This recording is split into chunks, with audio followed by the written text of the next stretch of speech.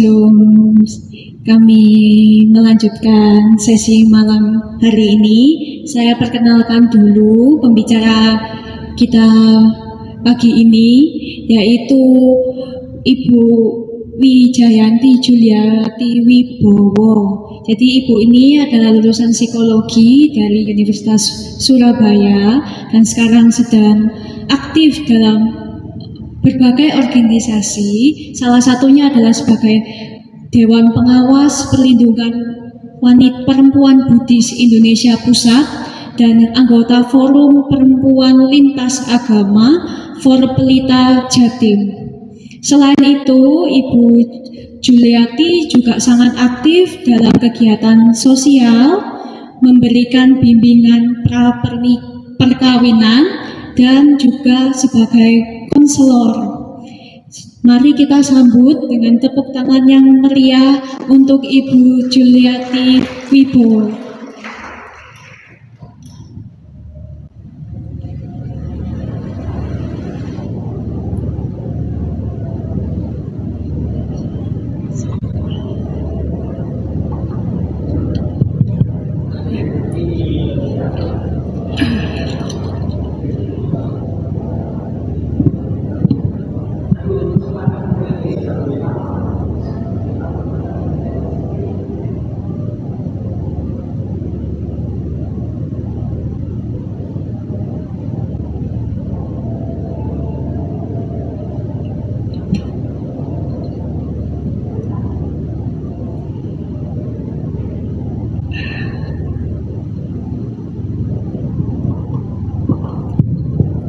Ya, selamat malam Bapak Ibu semua. Terimalah salam dalam Dharma, Namo Sang Hyang Adi Budaya, Namo Buddhaya. Hari ini kita memasuki hari keempat, ya. Sebelum kita masuk ke tema ini, gitu, mungkin saya akan mengulas atau mengajak Ibu Bapak yang hadir setiap hari, mengingat apa yang kemarin sudah diberikan oleh para pembicara, ada Romo Haryanto, Romo Irwan Ponto, dan Ibu Pandita Ida Bagus, gitu ya. Karena sepekan penghayatan Dhamma ini yang dibahas sebenarnya merupakan satu kesatuan yang misalnya kalau mau diterapkan tuh nggak bisa gitu, dipisah-pisahkan. Oh, saya tak milih perbuatan baik saja yang mau saya lakukan, saya milih untuk pandangan benar saja. Itu nggak bisa, karena dalam melakukan untuk bisa kita menjalani atau melenyapkan ketidaknyamanan ini, ya harus menjalankan yang namanya 8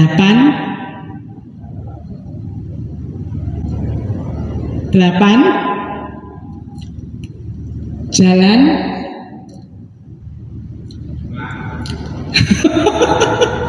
apa Dev? 8 jalan utama. Nah, 8 jalan utama itu sebenarnya apa sih? Gitu. Kan harus tahu kenapa kok kita harus belajar 8 jalan utama, atau kenapa kita harus menerapkan 8 jalan utama dalam kehidupan sehari-hari. Kayaknya kemarin sudah dibahas oleh Bu Ida loh.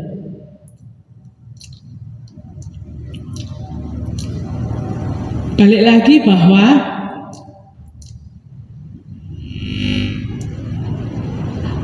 Buddha mengajarkan bahwa hidup ini apa? Ada yang namanya kebenaran, 4 kebenaran yang itu berlaku di mana saja. Yang pertama adalah duka. Apa sih duka itu?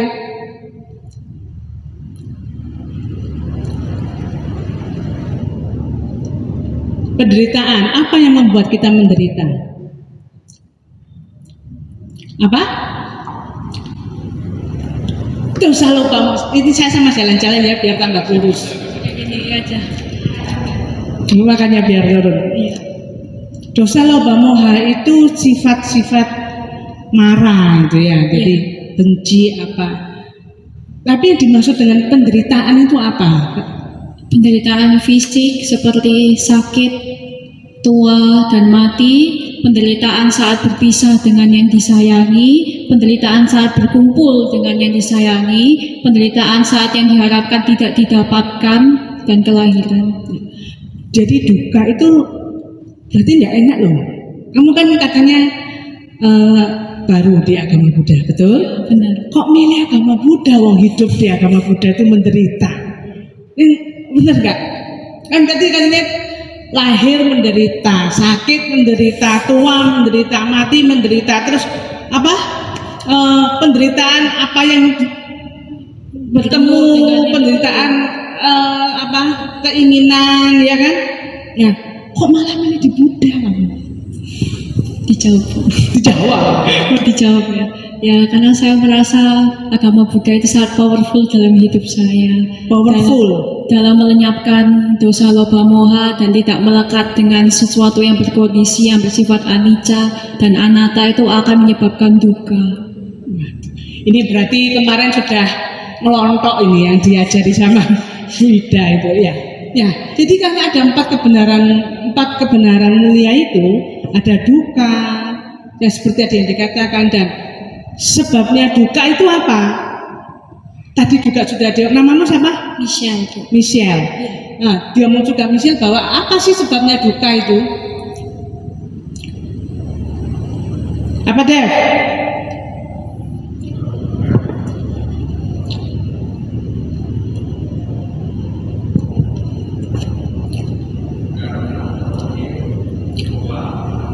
Itu duka. Penderitaan yang membuat kita nggak nyaman ya karena ada tua, sakit, mati, ya kan? Tapi apa? Karena tadi loh, bertemu dengan yang tidak disenangi, itu duka. Apa yang menyebabkan itu? Karena adanya kemelekatan, adanya tanda keinginan-keinginan yang nggak bisa kita kendalikan itu loh, ya kan? Bisa dilenyapkan nggak? Bisa. Kalau lenyap itu berarti kita mencapai apa? Nibbana. Bisa nggak dalam kehidupan sekarang ini kita mencapai nibbana? Bisa. Contohnya? Dengan berlatih jalan mulia berunsur 8, dengan itu akan melenyapkan dosa loba moha, kebencian, kebodohan batin, dan kemarahan, dan kemelekatan terhadap yang berkondisi. Terus?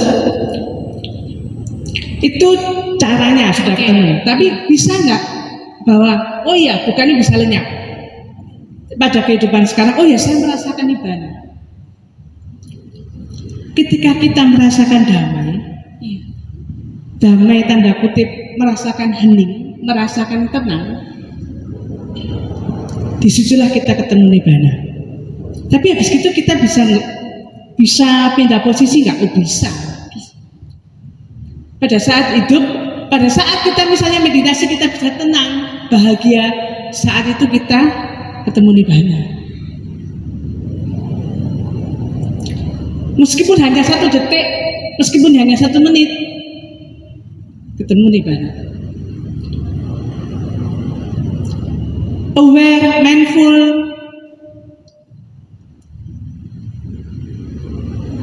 merasakan tapi tidak sampai ada kemelekatan, ketemu nibbana. Caranya ya 8 jalan utama tadi, ya kan? Nah, sudah, berarti kita sudah tahu nih kenapa kok kita harus belajar 8, atau kita harus tahu nih sebagai umat Buddha kita harus tahu yang namanya 8 jalan utama. Nah, ini mungkin saya tadi sedikit diprotes sama Mas Rudi. Aduh kok putih-putih yang kemarin menarik. Ya saya belum belajar Kanva. Saya belum belajar Kanva. Nah, jalan mulia berunsur 8 atau sering kita sebut juga Arya Astanga Marga itu dikelompokkan dalam 3 bagian. Ya. kebijaksanaan, kemoralan, dan konsentrasi. Kemarin kita udah belajar nih, kebijaksanaan udah kita pelajari, betul?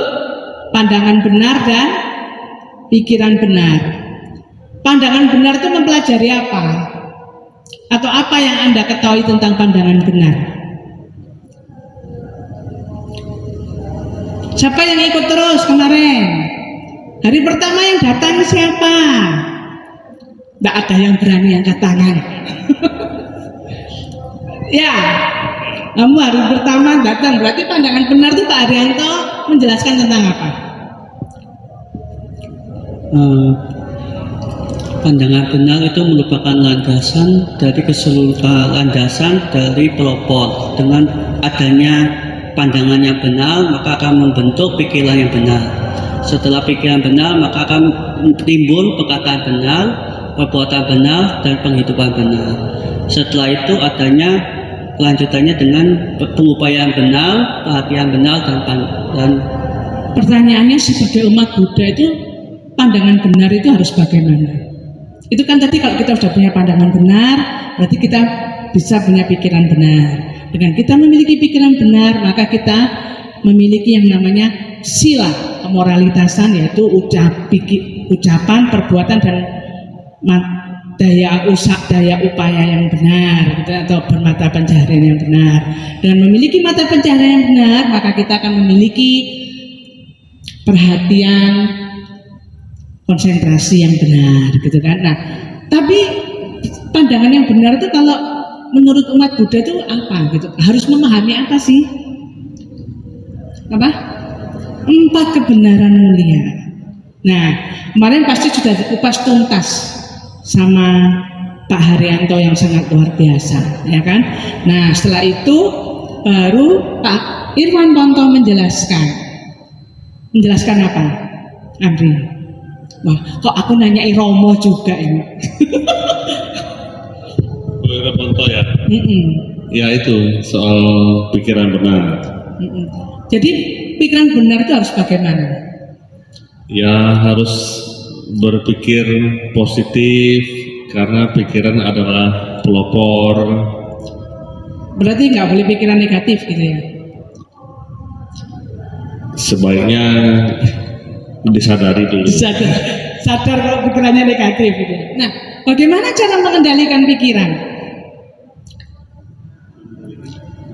Karena pikiran itu adalah pelopor, betul?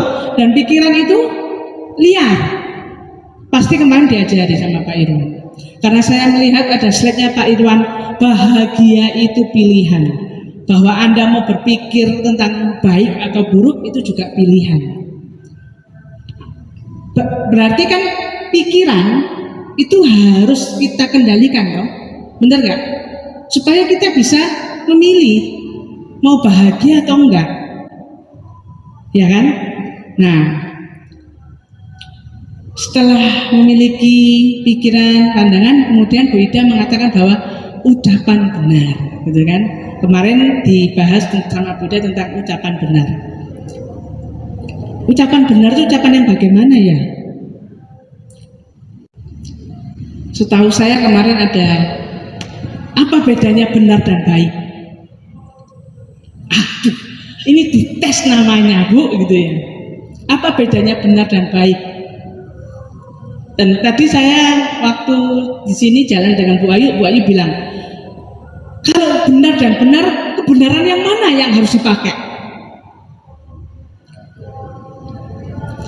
Ucapan baik kalau tidak pada tempatnya, tidak pada sikonnya, mungkin bisa menjadi tidak benar. Tapi ucapan benar, ya, ucapan benar di tempat yang benar, bisa nggak keluarnya adalah tidak baik?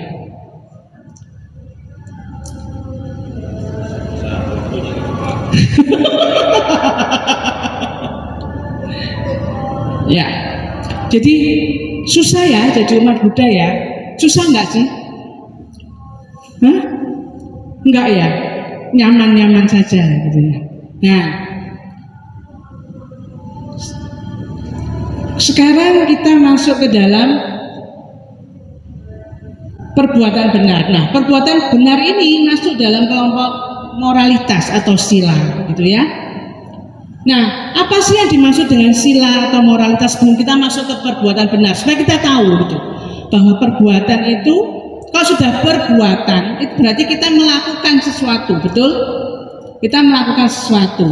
Nah, melakukan sesuatu itu mau nggak mau berhubungan dengan yang namanya sila atau moralitas. Moralitas sering diterjemahkan, sila sering diterjemahkan sebagai moral, kebajikan atau perbuatan baik.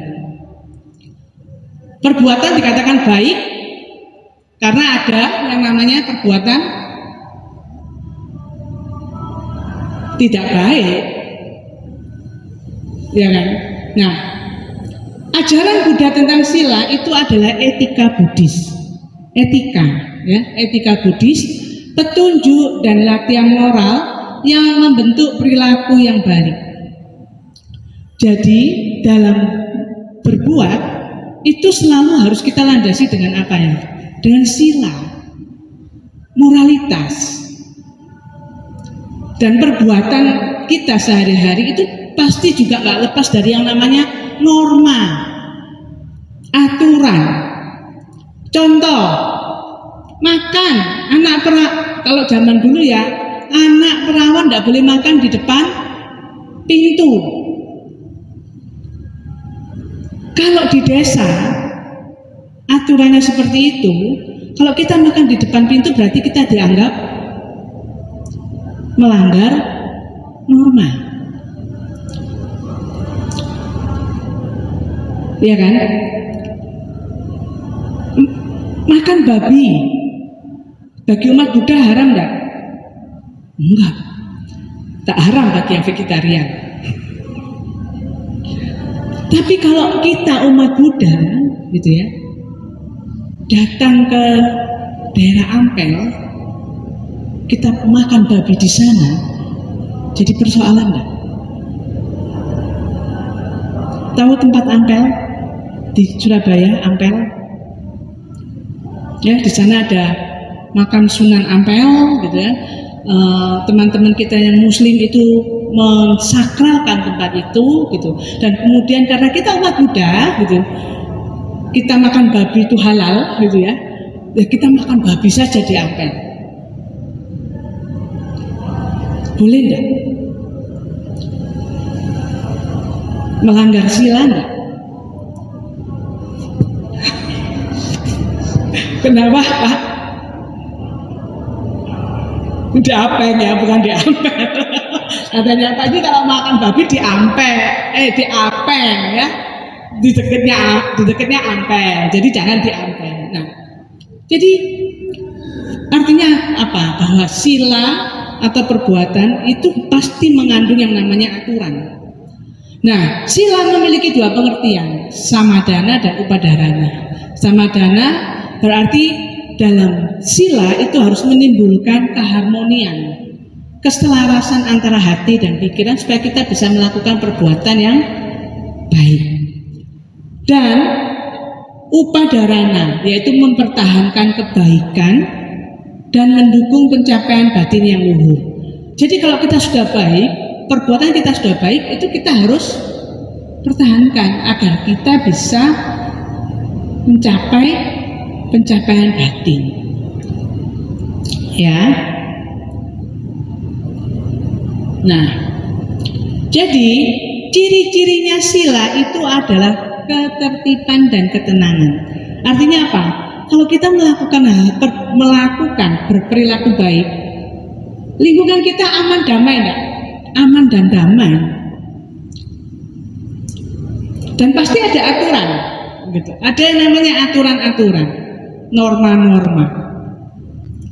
Ya, fungsi dari sila adalah menghancurkan kelakuan yang salah dan tetap menjaga seseorang agar tetap tidak melakukan yang salah. Kalau kita sudah berperilaku, ya, berperilaku dengan baik, maka sila juga harus menjaga perilaku kita untuk tetap selalu baik. Bukan berarti bahwa saya di sini, oh perilaku saya sudah sangat baik. Enggak, Bapak Ibu ya. Saya juga masih belajar. Dengan saya tahu gitu bahwa yang namanya sila itu adalah untuk menjaga kita selalu berperilaku baik, otomatis ini membuat kita, saya terutama harus lebih menjaga dalam berperilaku. Apalagi kita umat Buddha, gitu ya. Nah, berarti sila itu bisa dimanifestasikan dalam bentuk kesucian, baik dalam pikiran, ucapan maupun perbuatan. Kesucian ini maksudnya adalah ya jangan sampai kita melakukan perbuatan yang salah, karena tadi fungsi sila adalah menghancurkan kelakuan kita yang salah dan menjaga kita untuk tetap tidak melakukan hal yang salah. Nah, Bapak Ibu sekalian, salah satu yang menjaga kita untuk tidak melakukan hal-hal yang tidak baik atau perbuatan tidak baik apa? Mengapa sih kok kita harus berbuat baik, berperilaku baik? Dasarnya apa?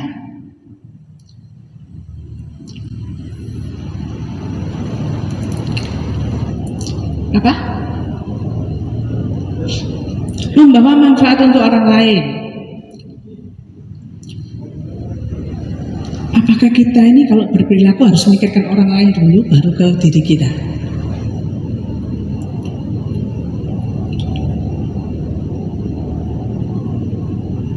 Harus bisa ke diri kita dulu baru kita bisa kasih ke orang lain. Bagaimana kita bisa mencintai orang lain kalau kita nggak mencintai diri kita sendiri dulu? Egois, Bu. Egois. Egois nggak? Tergantung. Maksudnya tergantung gimana? Kan kalau di Buddha kan ada yang namanya identitas diri yang tidak dilekati.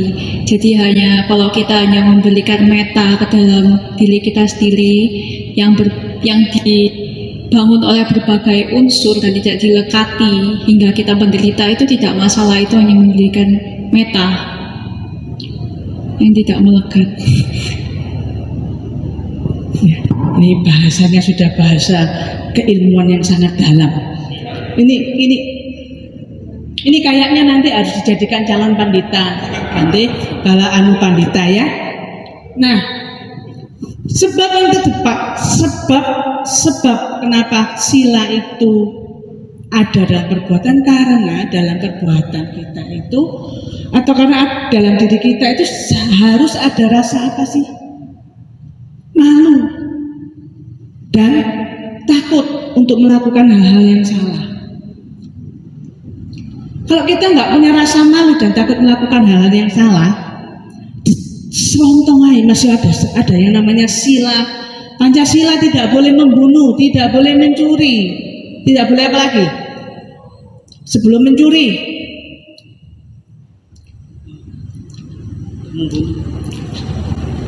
membunuh, mencuri, asusila, berbohong, mabuk-mabukan.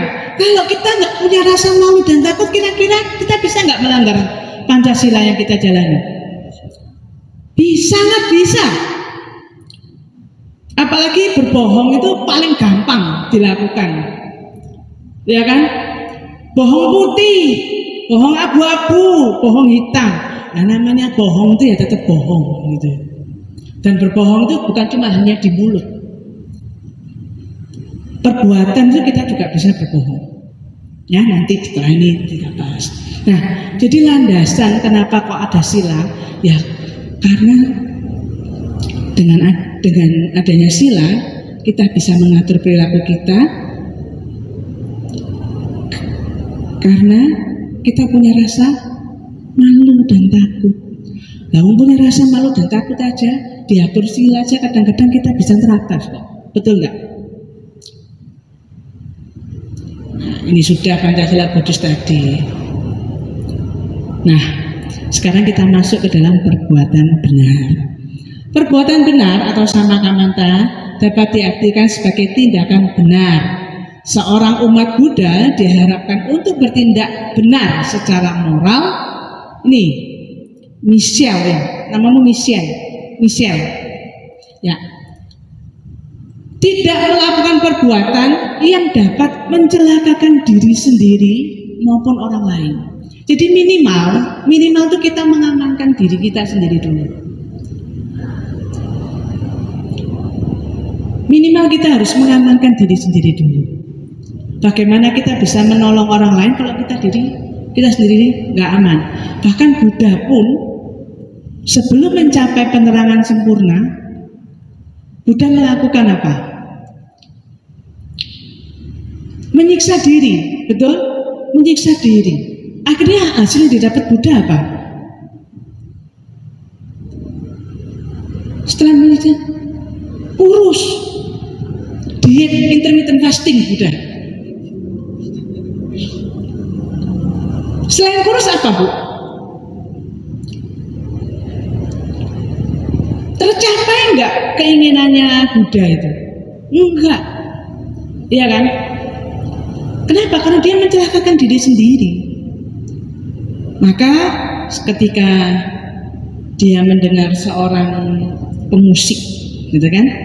Pemusik apa? Karaoke. Oh, penyanyi rombeng, kok karaoke gitu.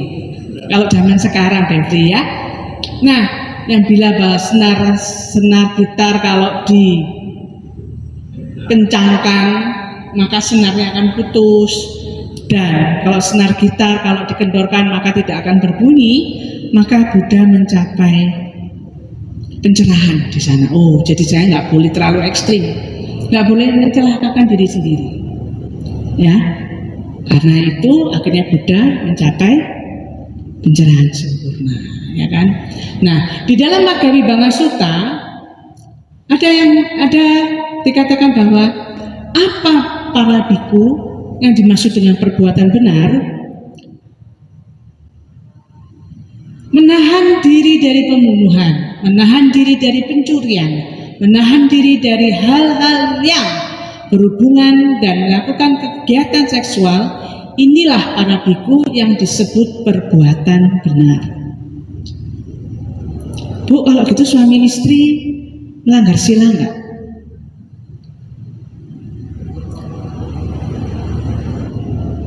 Suami istri melakukan perbuatan asusila enggak?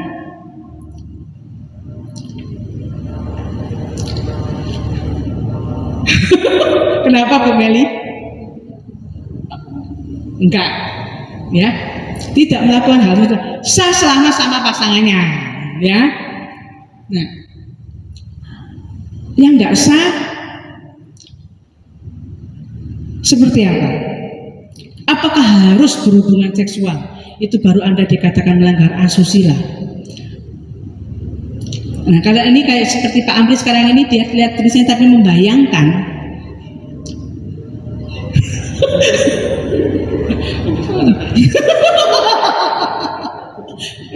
Membayangkan itu kira-kira melakukan perbuatan asusila enggak? Membayangkan apa? Jelaskan yang jelas nih, membayangkan apa? Membayangkan Buddha yang enggak apa-apa. Melakukan perbuatan asusila, tapi dibayangkan itu melanggar sila enggak? Indra aja ya.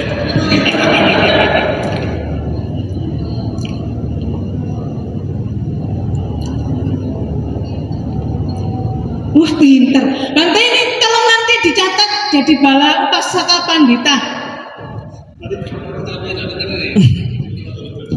Berarti itu masuk di mana?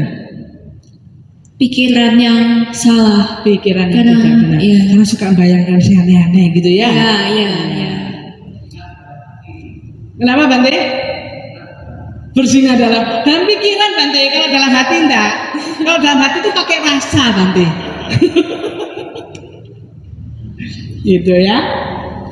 Nah, Sud ini kalau nyalain dia Sud. Oh, ini. Nah, ini ada kemarin saya lihat gitu ya.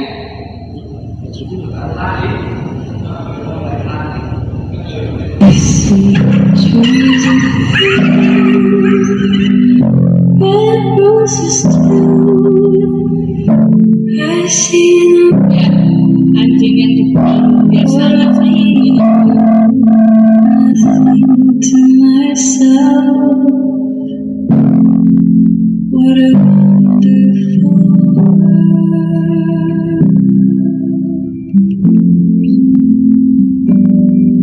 I see skies of blue, clouds of white, bright blessed day, dark sacred night. And I think to myself, what a wonderful world.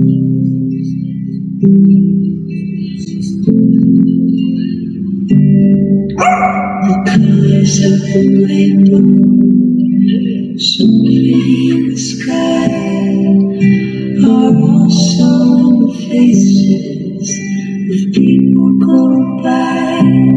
I see friends shaking hands, saying, how they do? They're really saying, I love you. I hear it. I see trees. Jadi perbuatan benar itu, gitu ya, perbuatan benar itu juga mencakup mengembangkan kelakuan moral, kelakuan bermoral, mulia, damai yang dapat diwujudkan dengan melaksanakan Pancasila Buddhis.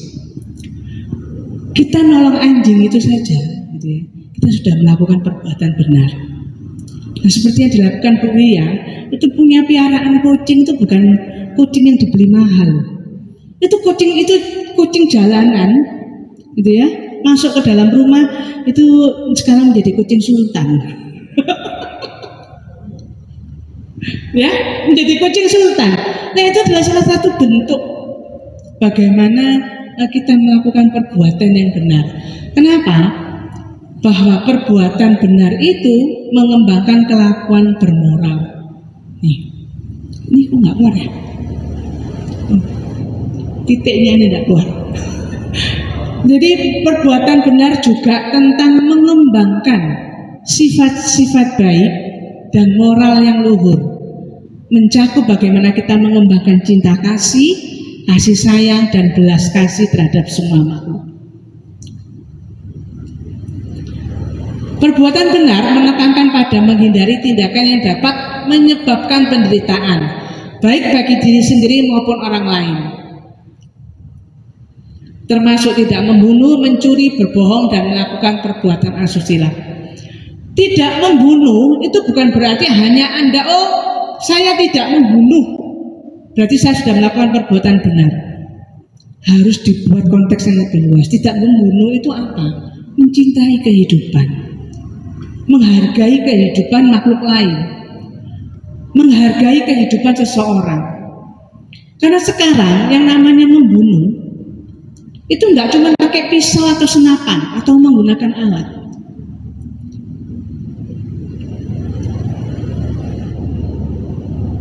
Membunuh itu bisa dilakukan dari mana? Zaman sekarang, sosmed, ya kan? Perbuatan mengetik di sosmed itu bisa nyakitin hatinya orang yang baca. Apalagi ucapan. Seringkali kita tidak menyadari bahwa ucapan-ucapan kita, perbuatan kita itu bisa membuat trauma seseorang, bisa membuat orang tersakiti, bahkan bisa membunuh orang.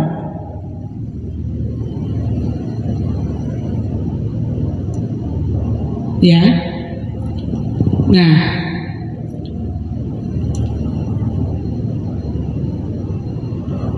jadi dalam berbuat atau berperilaku, apa yang harus kita jaga?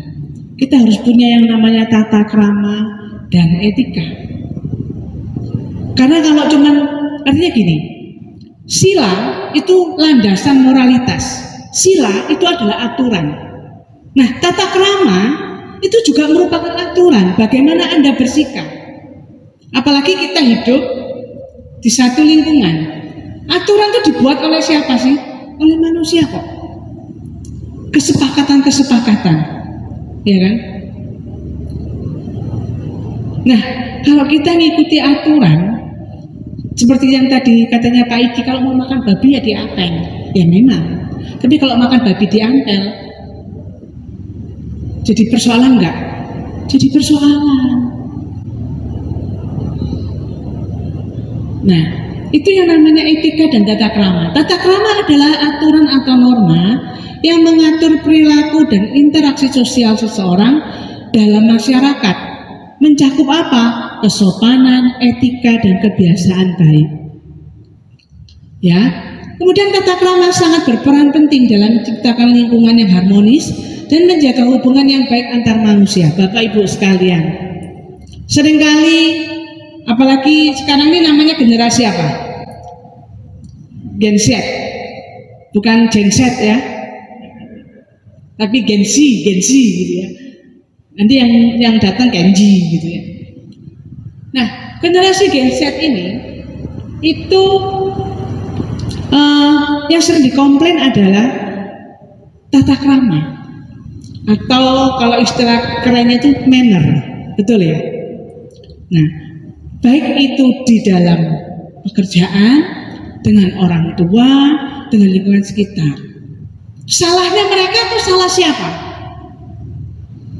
Salah semua. Mungkin dari kita tidak memberi mereka pendidikan bagaimana menghormati. Tata krama untuk berlaku sopan menjadi persoalan baru. Bagaimana meminta sesuatu, bagaimana harus menjaga diri, itu merupakan salah satu perilaku atau perbuatan yang harus dijaga. Tata krama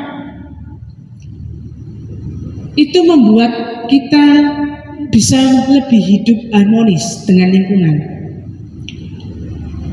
Ada batasan-batasan atau etika aturan-aturan, oh ini boleh, oh ini bisa dilakukan. Contohnya apa? Ada yang bisa kasih contoh nggak? Tata krama itu seperti apa? Ya Pak, mik.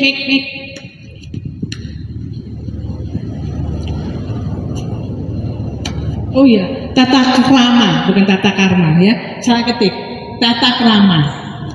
Bukan tata karma ya. Ini salah ketik nih. Tata krama itu dimulai dari kita itu maksudnya perilaku kita itu tertib. Kalau memasuki ke rumah orang gitu bilang ngomong permisi seperti itu. Dan juga ngomong sama orang yang lebih tua itu harus dibilangkan adanya kita. Nah kalau orangnya budak Pak?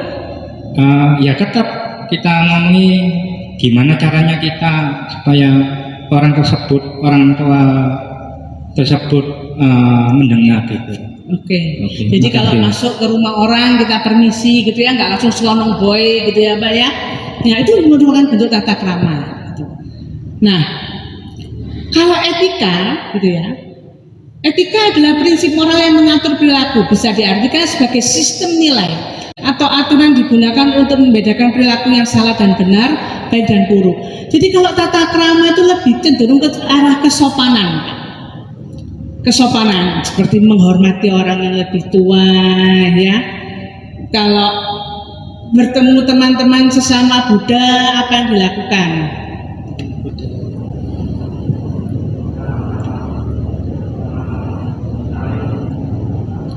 Ini yang gampang aja. Kalau kita ketemu tata krama gitu, terus ngomongnya apa? Oh iya, pinter Devri ya. Jadi kalau kita ketemu di wihara gitu ya, nama budaya mulia, nah itu salah satu bentuk tata krama. Nama budaya Pak Un, selamat malam.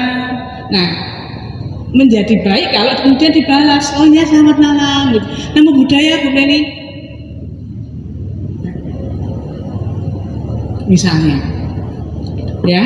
Jadi tata krama itu menjaga hubungan baik.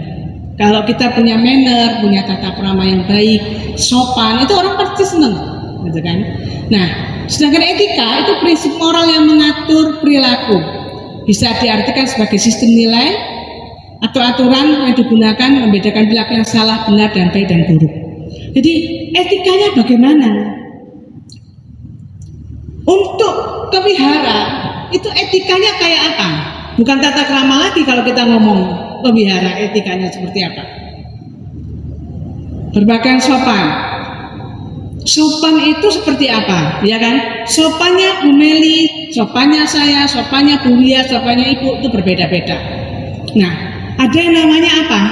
Tata tertib, aturan. Nomor 1, kewihara tidak boleh pakai celana pendek. Kenapa Pak Un? Loh, perempuan ya gak boleh, malah perempuan itu malah bahaya Pak Un kalau kewihara pakai celana pendek. Kalau perempuan pakai celana pendek, nah, ya Pak.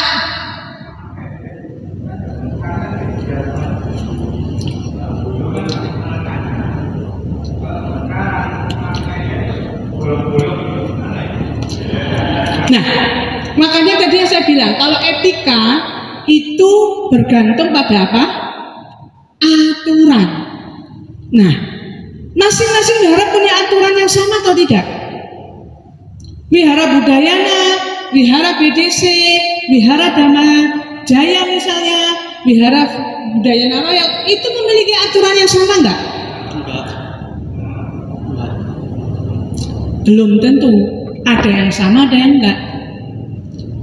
Sama halnya saya punya rumah, Bapak punya rumah, kita punya aturan yang sama enggak? Enggak. Tetapi kalau saya bertamu ke rumah Bapak, aturan mana yang harus saya pakai? Aturan yang punya rumah. Begitu juga dengan kewihara. Kalau kita sering ke wihara Budayana misalnya ya, kita pasti sudah tahu nih aturan wihara Budayana seperti ini. Tapi kalau kita ke wihara lain, jangan bawa aturan Budayana ini ke wihara lain. Akan jadi persoalan baru untuk tuan rumah dan Anda. Contoh, di wihara Budayana tidak boleh menggunakan baju hitam. Ini misal ya, kebaktian harus pakai baju putih-putih. Ini misal, ya. Anda datang ke wihara Budayana menggunakan baju merah, kira-kira menjadi persoalan enggak?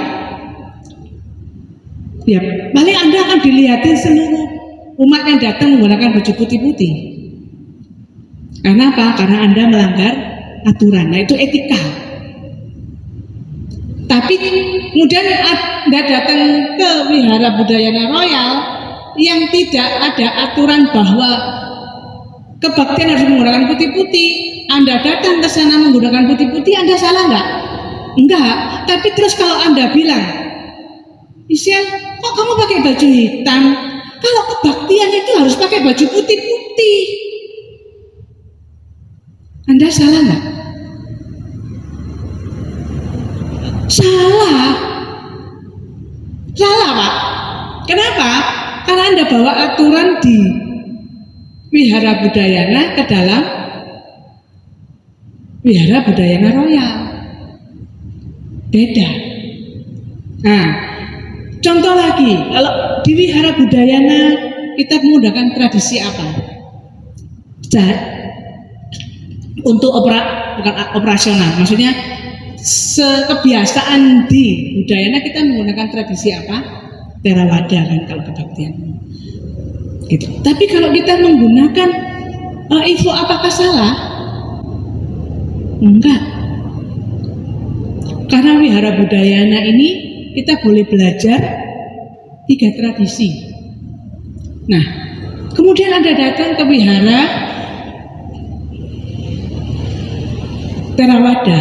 yang bernaung di bawah KBTI, Keluarga Besar Theravada Indonesia. Kemudian Anda nanya, loh di sini kok nggak ada info ya? Di Budayana lo boleh, di sini kok nggak ada info ya? Kenapa kok nggak mau ngadain? Anda salah tempat. Nah, itu yang harus kita jaga. Jadi kita harus tahu yang namanya etika, namanya tata krama. Ya, sama halnya seperti tadi saya ke rumahnya Bu Meliana, pasti juga pakai aturannya Bu Meliana. Kalau Bu Meliana di rumahnya saya harus copot sandal, ya saya copot sandal, gitu loh. Meskipun kalau misalnya saya di rumah saya tidak copot sandal misalnya. Gitu ya, itu yang namanya etika. Lanjut. Nah, Bapak Ibu sekalian, perilaku atau perbuatan itu jika kita tidak bisa mengendalikan dengan baik, jika kita tidak bisa menjalankan dengan baik, maka perilaku itu akan bisa menjadi salah satu penyebab kesehatan mental kita terganggu. Bukan kita, tapi juga orang lain menjadi terganggu. Banyak sekali perilaku-perilaku menyimpang yang akhirnya perilaku-perilaku menyimpang itu kira-kira baik apa enggak? Enggak. Karena menyimpang, gitu. Ya kan? Perilaku-perilaku menyimpang itu akhirnya mengganggu kesehatan mental kita. Ini saya beri beberapa contoh gitu ya. Yang pertama adalah empati yang berlebihan. Orang memiliki empati itu bagus enggak? Orang mempunyai empati bagus, bagus. Tetapi orang yang memiliki empati yang berlebihan, ya, jika ia tidak mampu menyeimbangkan dirinya, gitu ya, maka ia akan mengalami kelelahan secara fisik dan mental. Ciri-ciri orang yang memiliki empati yang sangat tinggi, salah satunya adalah nggak bisa ngomong tidak. Devri nanti jam 9 malam ke rumah saya ya. Oke C, siap. Habis gitu besok pagi kamu harus ini ya, siap C. Saya siap bantu C. Pokoknya siap terus. Mengorbankan dirinya untuk orang lain. Capek enggak? Capek enggak? Ya memang tergantung masing-masing. Betul enggak? Kalau dia nggak merasa capek, ya itu urusannya dia. Tapi kalau sampai di titik dia merasa capek, nah jadi persoalan. Akhirnya nggak bisa membedakan ini sebenarnya urusan saya atau bukan.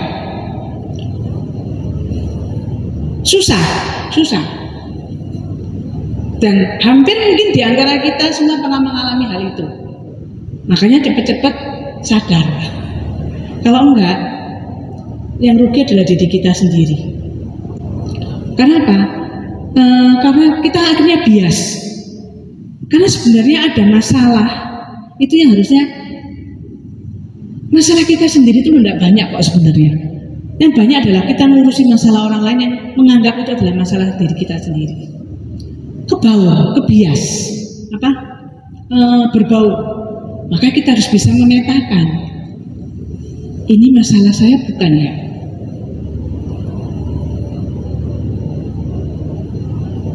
Yang kedua, bullying. Nah, sekarang lagi ngetren toh bullying. Apa sih perilaku bullying itu? Perilaku yang merundung, perundungan, penindasan, dilakukan secara berulang-ulang, yang tujuannya adalah menyakiti. Dan itu bukan hanya kalau gendut, nah itu berarti kan ucapan ya, bullying melalui ucapan, tapi juga bisa melalui perbuatan. Contohnya apa? Setiap kali ada yang lewat, Amri lewat misalnya, Amri ya, tak tendang. Amri lagi, tendang lagi. Setiap kali dia lewat, tak tendang. Itu salah satu bentuk bullying.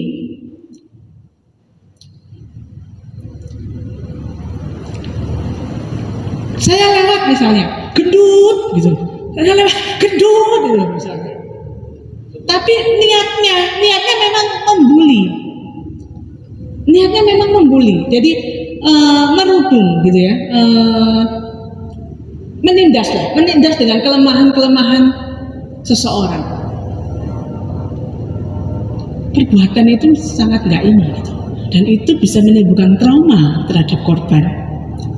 Beberapa anak bullying, korban bullying itu sampai nggak bisa sekolah, bahkan ada yang bunuh diri. Anak SMP beberapa waktu yang lalu, kemudian anaknya salah satu artis kena korban bullying,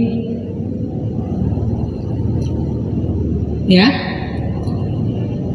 Contoh yang ketiga adalah playing victim. Merasa bahwa dirinya adalah korban, yang dimana seseorang itu secara konsisten menempatkan dirinya sebagai korban dari situasi atau tindakan orang lain dan cenderung menyalahkan orang lain serta mencari simpati kepada orang lain.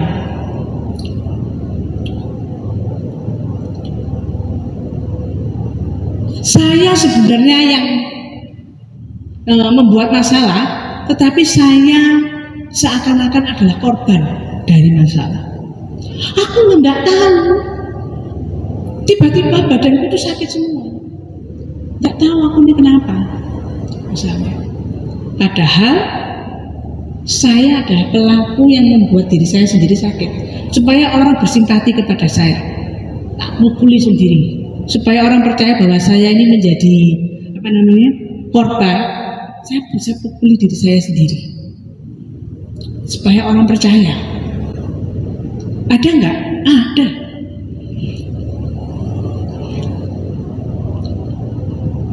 Saya merasa nggak supaya orang bantu saya gitu ya, supaya orang membantu saya, baju saya sobek-sobek misalnya, atau rumah saya bisa bakar. Ada. Nah, itu namanya playing victim. Mencari simpati ke orang dengan cara itu tadi, menempatkan diri sebagai korban. Kemudian manipulatif, sifat atau perilaku yang digunakan untuk mempengaruhi, mengendalikan atau memanfaatkan orang lain dengan cara licik atau tidak jujur demi kepentingan pribadi. Tahu nggak kasusnya siapa yang manipulatif? Sekarang lagi ngetren, nggak selesai-selesai. Baim Paulawa itu psikolog yang luar biasa ini.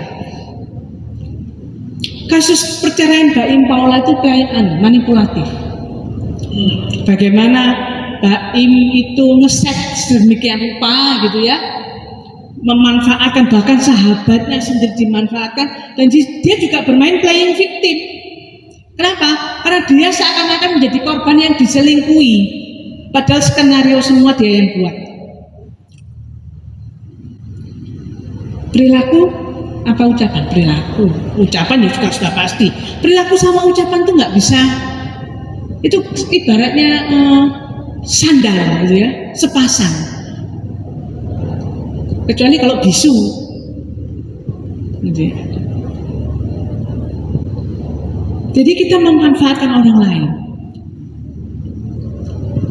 Nah, yang kelima adalah narcissistic personality disorder. Wah, ini yang lagi ngetren ya.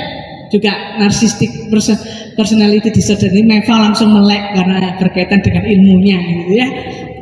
Nah, gangguan kepribadian yang ditandai dengan perasaan superioritas berlebihan, kebutuhan akan dikagumi, dan tidak memiliki empati terhadap orang lain, merasa dirinya yang paling penting, hingga dirinya itu harus berhak mendapatkan perlakuan istimewa dan sangat-sangat sensitif terhadap kritik.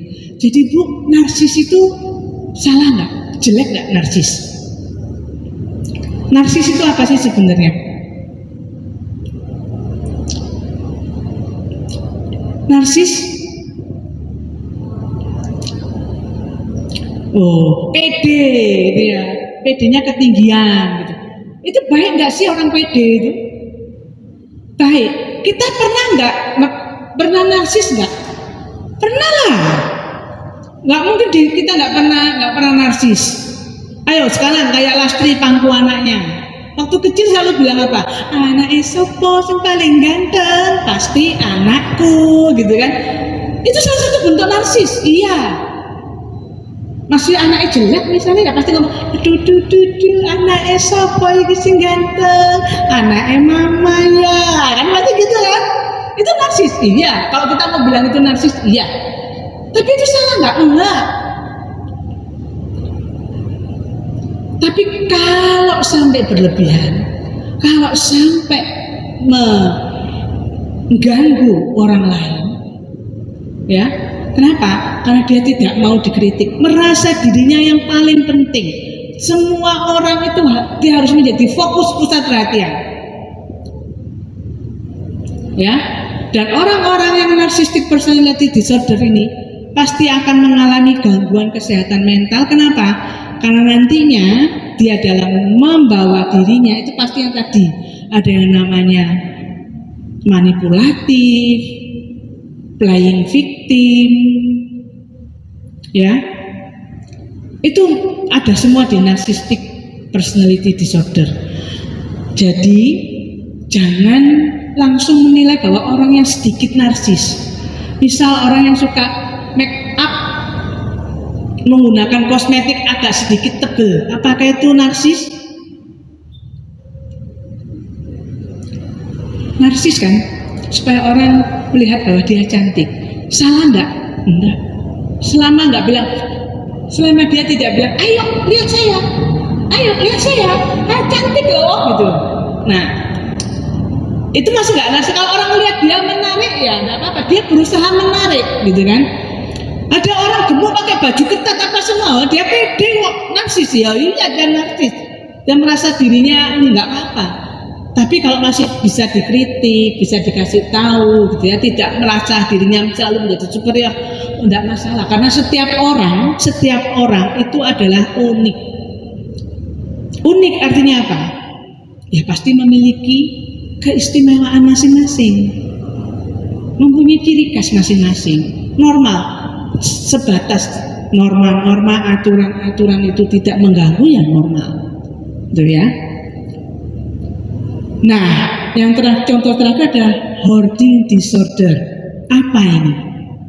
Gangguan mental yang ditandai dengan kesulitan untuk membuang atau berpisah dengan barang-barang, terlepas itu ada nilainya atau enggak. Biasanya, gitu ya, diawali dengan ketidaksengajaan. Ini biasanya mama-mama, papa-papa, engkong-engkong, dan emak-emak. Kenapa? Nyoso, itu diawali dengan nyoso. Tahu nyoso, Amri?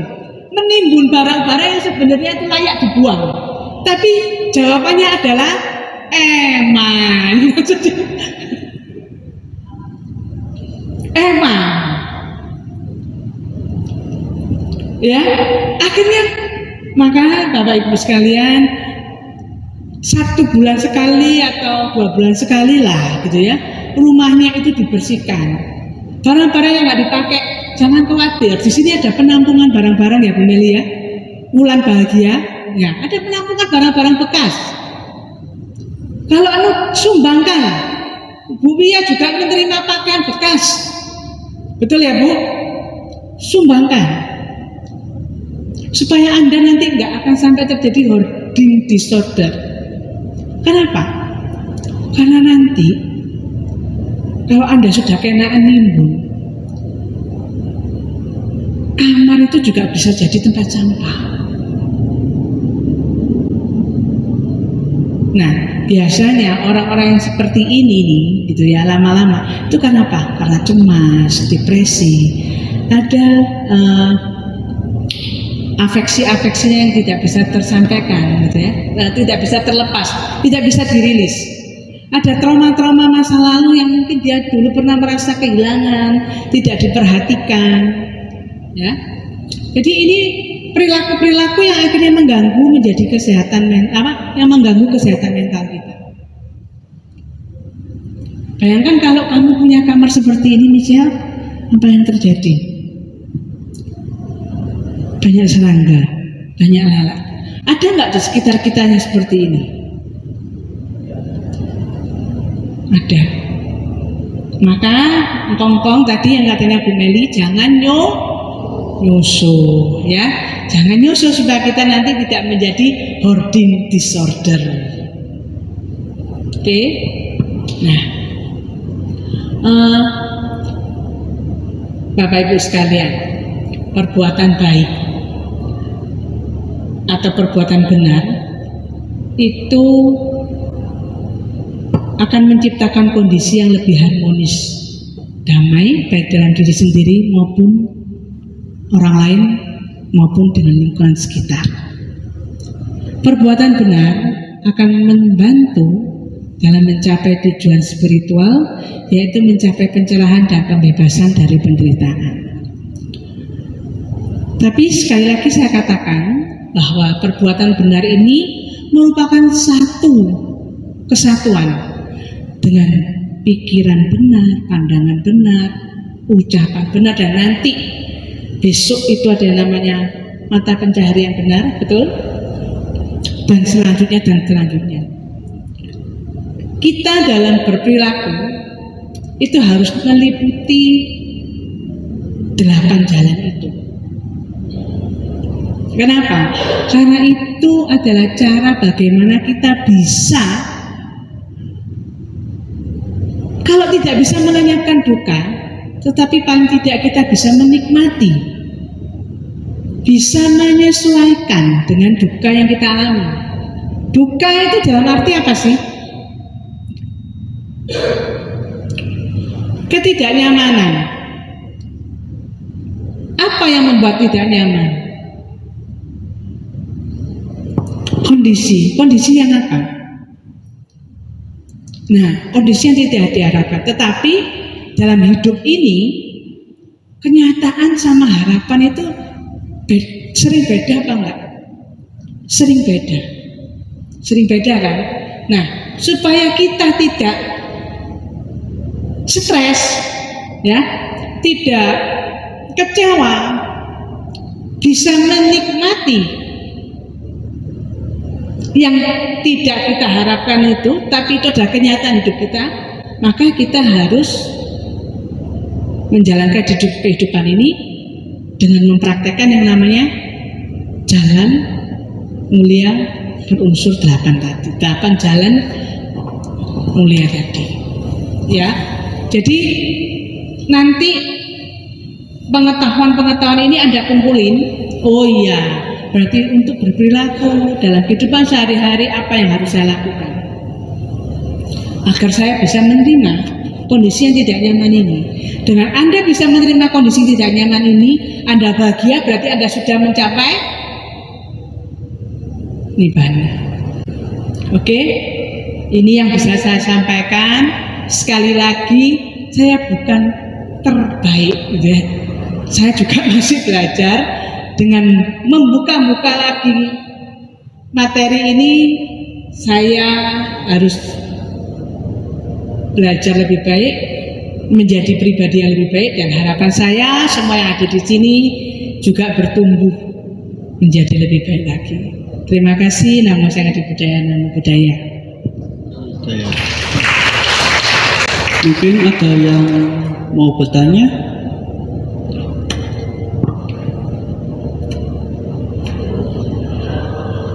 Namo Buddhaya, Budaya di sisi bencong, banci itu melanggar sila enggak? Dan itu termasuk yang mana tadi, yang dari apa 6 tadi itu nih? Oke. Maksudnya gangguan kesehatan mentalnya ya?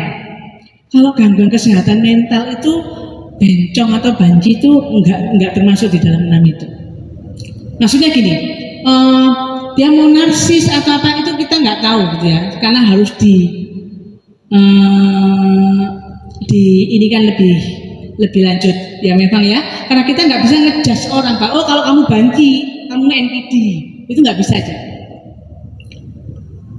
Itu yang pertama. Yang kedua, kalau ditanya melanggar sila, melanggar sila iya.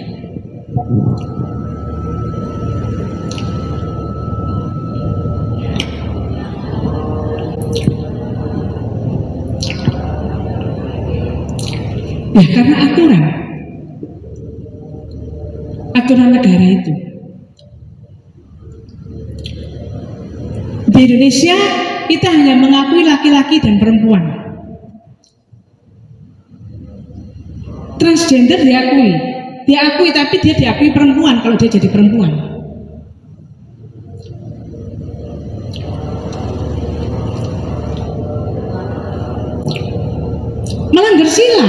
Melanggar sila atau sila itu kan aturan, melanggar sila ya.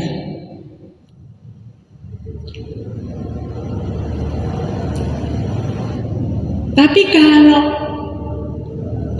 melanggar sila Pancasila Buddhis loh ya, maksudnya sila dan kalau di Buddha gitu ya, kalau ngomong melanggar sila iya, kenapa? Karena sebenarnya Buddha juga ngomong nggak ada dikatakan bahwa oh di dalam kelahiran itu kamu dilahirkan menjadi bencong, nggak ada. Di Winaya itu yang saya tahu, dan kemarin saya bicara dengan Bante, nggak ada Cik Winaya yang bilang bahwa kelahiran itu ada kelahiran wanita, laki-laki atau bencong. Karena sebenarnya ya masih ada dua pendapat di dalam ahli-ahli atau psikolog itu bahwa yang namanya transgender itu sebenarnya adalah pilihan. Dari beberapa kubu yang mengatakan itu pilihan, karena kebanyakan transgender itu adalah akibat dari trauma-trauma masa lalu atau perlakuan-perlakuan di saat masa kecil. Contoh, Cik Sisil kepingin punya anak laki, anak pertama laki, yang keluar WW perempuan. WW Cik Sisil dandanin terus seperti anak laki. Maka apa yang didapat dari WW sebagai pendidikan saat pola asuh saat kecil, ya dia akan berperilaku seperti laki-laki. Toh buktinya ada beberapa transgender yang dulunya perempuan kembali menjadi laki-laki. Beda kalau dengan yang pemain voli ya, pemain voli siapa? Yang dari mana itu pemain voli Indonesia? Pemain voli dia ini dibilang katanya perempuan, tapi ternyata memang dia itu genetik ya secara genetika gitu ya, secara bawaan di alat vitalnya, karena memang ada dua dan yang menonjol ya memang secara bentuk tubuh ya memang dia laki-laki gitu loh. Tapi karena itu ada dua sama itu oh ya kita masuk perempuan aja gitu. Nah beda ya, kasusnya ini beda. Nah kok bisa gitu Bu? Ya balik lagi karma. Sampai orang yang harusnya lahir jadi laki atau perempuan kok bisa akhirnya punya dua, ya masing-masing karma. Itu sih. Tapi kalau kesehatan mental harus diteliti lebih lanjut. Apakah orang-orang yang transgender itu dia sadar atau gangguan mentalnya terganggu? Harus harus melakukan pemeriksaan psikologi lebih lanjut. Itu yang bisa saya sampaikan. Oke, ya ada pertanyaan lagi?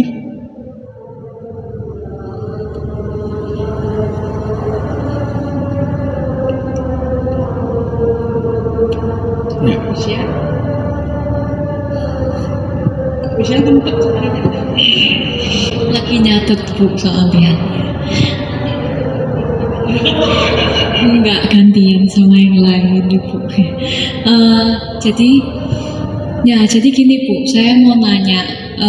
Jadi untuk ini sih berkaitan dengan topik yang narcissistic personality disorder. itu bagaimana ya, kita kan tidak bisa mendiagnosa orang lain karena kita, kalau saya kan nggak ada background psikologi atau tidak tahu, tapi bagaimana kita itu bisa awas dengan orang-orang seperti ini dan bisa memberikan meta juga ke mereka tapi tidak menyakiti diri kita juga, jadi menjadi bijaksana dan seimbang karena mereka kan juga perlu dibantu karena ada trauma masa lalu mungkin yang membuat mereka seperti itu. Baik, kalau mau melihat secara ini gitu ya, biasanya orang yang NPD itu suka memanipulatif, suka memanfaatkan orang. Ibaratnya itu kamu diperes, baik mood kamu dimanfaatin terus. Ya seperti itulah, dimanipulatif. Ya, tapi tidak semua orang bahwa yang manipulatif itu pasti NPD. Karena ada yang namanya kadar, kayak emas gitu loh. Ada yang emas muda, ada yang cuma 5%, 20%. Nah, untuk tahu NPD ya memang harus ada pemeriksaan psikologi lebih lanjut. Tapi Michelle gitu, yang harus kita lakukan adalah kalau memang ketemu orang NPD, kalau kita nggak punya bekal, jangan masuk. Jangan masuk. Kenapa? Itu namanya Anda masuk ke dalam mulut harimau. Kenapa? Karena kalau Anda masuk, Anda akan capek. Nanti kamu akan dimanfaatkan dan akan jadi korban. Dihindari, iya. Dan yang paling tepat adalah diarahkan ke ahlinya. Bahkan saya pun tidak akan mengarahkan ke diri saya kalau saya ketemu orang NPD. Kenapa? Karena itu membutuhkan screening. Ada tes-tes lebih lanjut. Arahkan ke psikolog. Tapi perlu yang namanya P3K. Ya, ibaratnya kalau orang sakit itu perlu pertolongan pertama, iya. Tapi jangan Anda terjun untuk menghadapi orang itu. Capek. Itu. Bisa. Kejawab? Oke, makasih. Ya, Pak.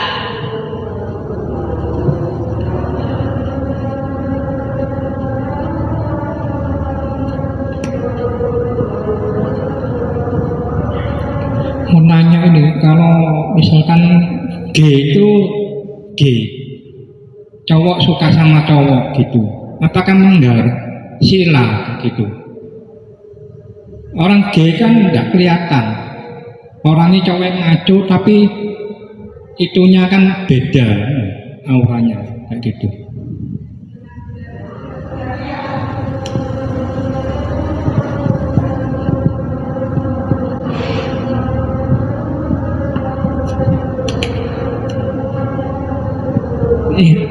Sebenarnya kalau kita ngomong orang G itu pada dasarnya malah kelihatan. Tapi kalau ngomong melanggar sila, Bante, orang G melanggar sila nggak Bante?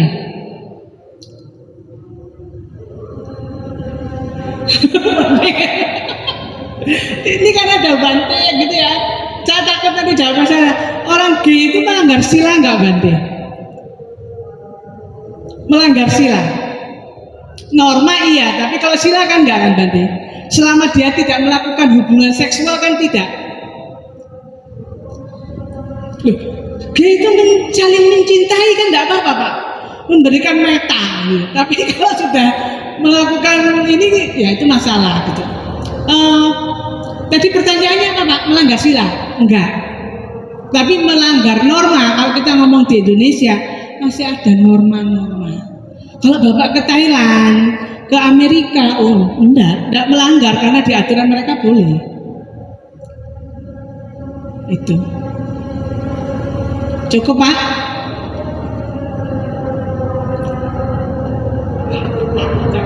Enggak, saya mau itu urun pendapat aja sebenarnya soal gay.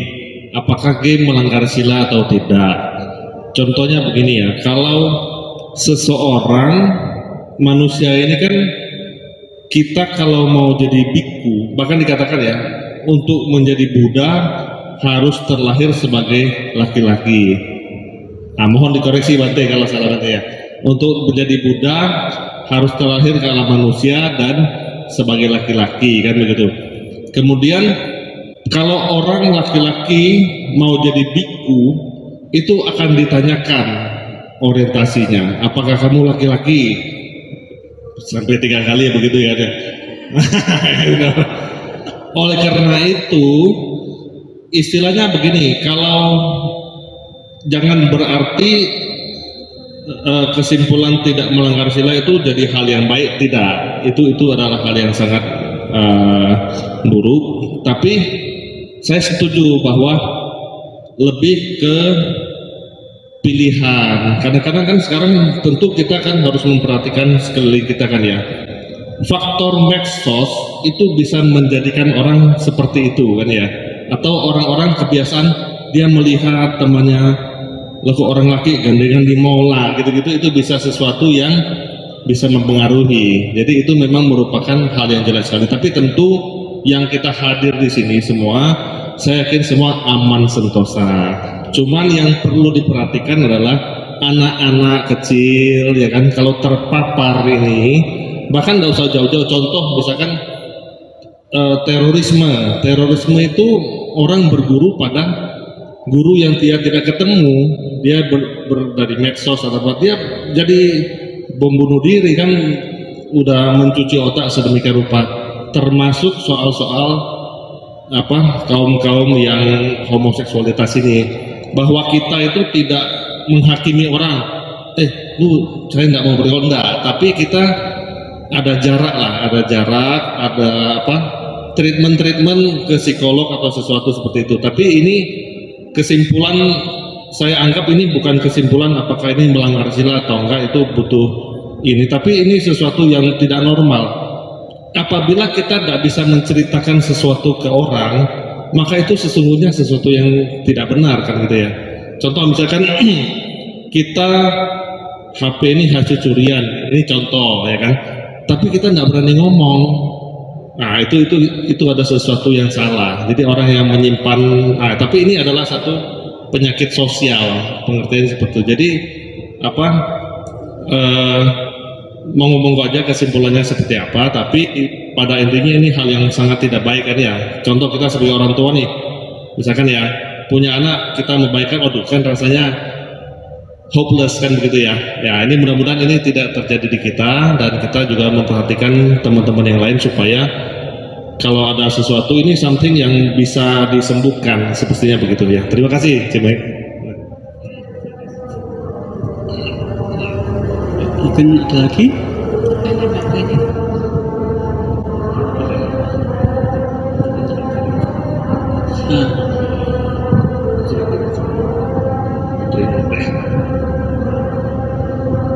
Ya, jadi kalau mau bahas gay dan LGBT atau transgender itu sebenarnya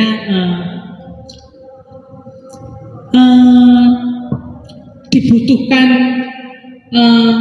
hati, pikiran terbuka gitu ya. Karena kalau kita mau ngomong ini, mereka juga tetap manusia gitu, tetap manusia yang harus kita perhatikan, kita sayang gitu ya, kita jaga juga gitu. Ya, mungkin diingatkan secara perilaku bahwa ada perilaku menyimpang, iya, gitu. Karena kan pada dasarnya itu kita lahir sebagai manusia ya dengan jenis kelamin laki-laki atau perempuan itu, dan bukan takdir ya, tetapi artinya bahwa perjodohan itu, bahwa pembuahan akan terjadi apabila perempuan dan laki-laki bersatu gitu kan. Itu sih gitu.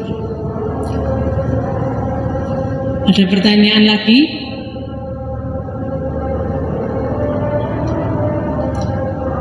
Kenapa?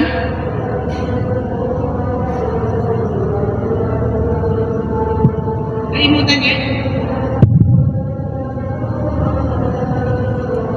Mau tanya? Ada lagi yang mau bertanya?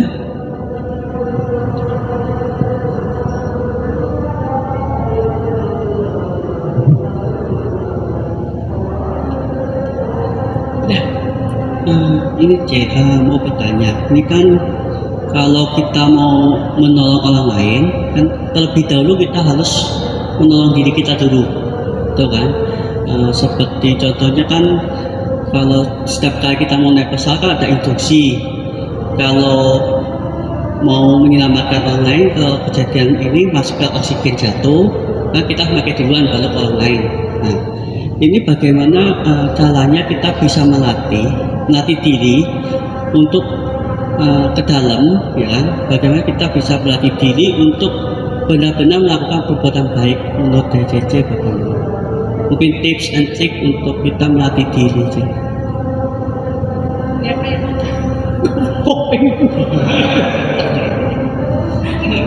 Komiknya kurang. Tadi kan dijelaskan sama Meme itu kan bahwa kalau kita mau menolong orang lain, kita harus menolong diri kita dulu terlebih dahulu. Ya, ini kan saya mau bertanya untuk bagaimana kita bisa melatih diri untuk melakukan perbuatan dengan sadar bahwa perbuatan yang kita lakukan itu benar. Itu bagaimana caranya? Dengan berlatih mindful. Kalau kita sudah bisa mindful, artinya kan kita sudah sadar apa yang kita lakukan, menyadari apa yang kita lakukan, maka kita akan sadar gitu. Oh, bahwa jadi gini, berlatih mindful itu pasti butuh proses. Nggak bisa kita hari ini latihan mindful langsung kita bilang, oh saya sudah bisa. Enggak, butuh proses, dan yang namanya proses itu pasti perlu waktu. Nggak ada yang namanya proses itu instan, bahkan instan pun juga perlu waktu. Bikin Indomie itu kan mie instan. Apakah Anda betul cemplung langsung sudah siap saji jadi Indomie? Enggak, Anda masih harus menunggu air mendidihnya dulu, ya kan? Dicampur dengan bumbunya dulu, diaduk-aduk. Nggak bisa langsung umeblek langsung dimakan, juga tetap nggak ada rasa. Nah, jadi untuk bisa tahu ya berlatih mindful. Supaya apa? Kita sadar. Oh, contoh lah ya, kalau kita memiliki empati tadi, empati itu bagus, ya, menolong orang itu bagus, memberikan bantuan ke orang lain bagus, membantu orang lain itu bagus. Tetapi kalau kita tidak sadar batas kemampuannya kita sampai sejauh mana, ya kita yang bengek, kita yang capek sendiri. Akhirnya apa yang Anda dapat? Anda nggak membantu orang lain, Anda menyiksa diri Anda sendiri. Nah, untuk tahu ya berlatih mindful. Cara latihannya sudah tahu toh. Di sini sering sekali sudah ada latihan mindful. Ya. Ya, terima kasih Cik. Mungkin ada lagi yang bertanya?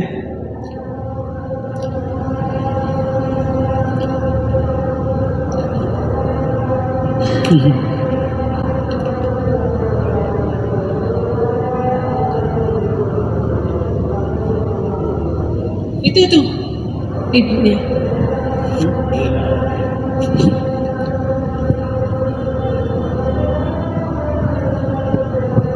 Selamat malam. Saya mau tanya, saya ini sering utangi orang gitu loh, utangi orang. Dia tuh sering utang bayar. Terus pada suatu hari itu dia utangnya banyak sekali. Sampai sekarang dia tidak bayar. Saya minta itu tidak diberi sama sekali. Itu bagaimana? Terima kasih.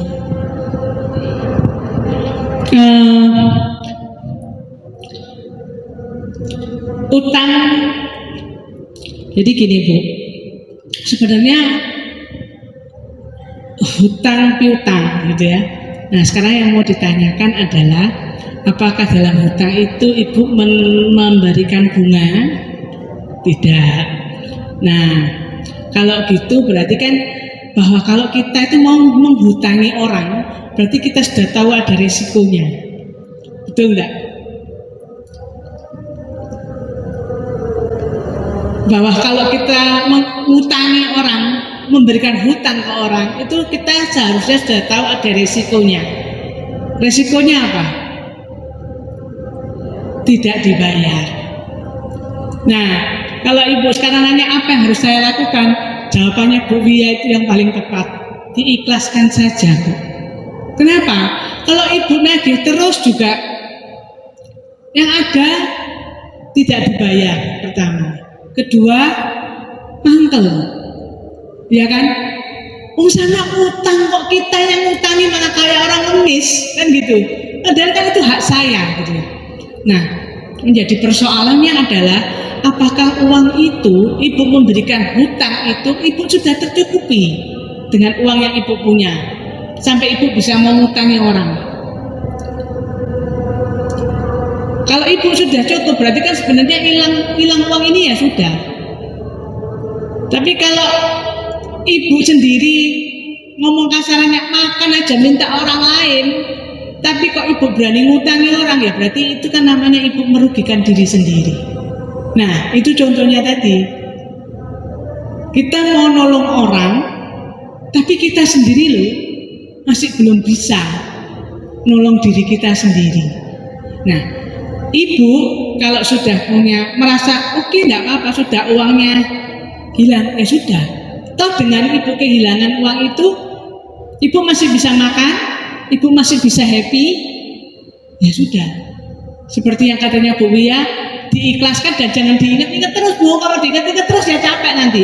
Pikirannya bulat. Bahagia itu pilihan, katanya Pak Irwan. Kalau ibu mau melupakan hutang itu sudah bukan menjadi masalah, biarkan. Kalau toh nanti orang itu ingat, wah iya saya punya utang sama ibu, dibayar, ya karena baiknya ibu berbuah.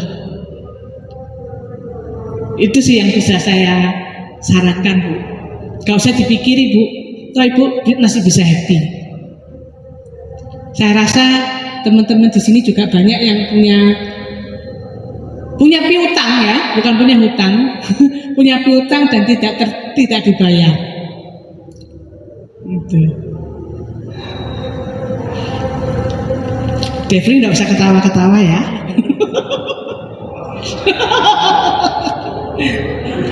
Ya, gimana Bu? Puas? Jadi nggak usah dipikiri Bu, yang penting dibawa happy aja. Tapi orangnya ketemu kan, sering ketemu. Oh, ya sudah. Nggak ketemu, ya wes enak toh, kamu sudah hidup enak toh, gitu aja wes.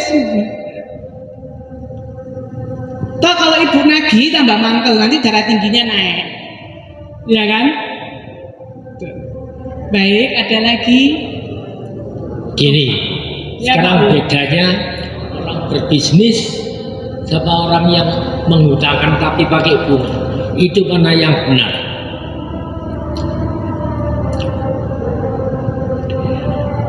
Nah itu sebenarnya nanti porsi di mata pencaharian yang benar Pak, nanti itu bisa ditanyakan. Jadi kalau nanya saya sekarang, nanti Pak Un bingung, besok kan mata pencaharian yang benar. Mana yang lebih benar? Maksudnya lebih benar untuk apa Pak Un? Ngutangi orang pakai duit, pakai bunga atau enggak? Sama orang yang bisnis, istilah Loh kalau saya yang pihak dihutangi ya saya milih yang dihutangi tanpa bunga. bisnis kan juga. Nah kalau bicara bisnis kan ya lain lagi, tapi Mana yang benar? Mana yang karmanya lebih baik? kalau dibilang benar dan tidak benar ini